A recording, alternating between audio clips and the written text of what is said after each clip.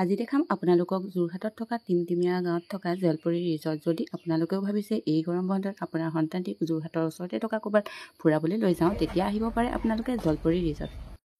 আৰু এয়াই হ'ল জলপৰী ৰিজৰ্ট। আমি এতিয়া সোমাই আহিছোঁ আৰু পাৰ পাৰ্চন 50কে লয় গেটত। আৰু সন্ধিয়া আচলতে বেছি ভাল লাগে, সেউজীয়া চাহ বাগানৰ মাজত ৰিজৰ্টখন কিমান ধুনীয়া পৰিৱেশ চাওক। আৰু আপোনালোকে আহিলেহে ফিল কৰিব কিমান ভাল লাগে।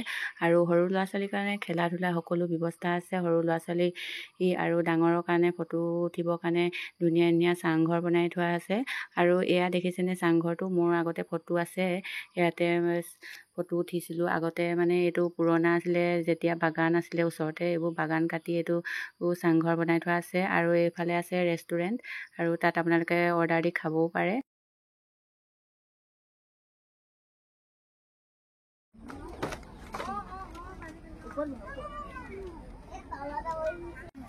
আৰু বটিঙো সুবিধা আছে, বটিং কৰিম বুলি ক'লে আপোনালোকে বটিঙো এয়া বটিং কৰি আছে।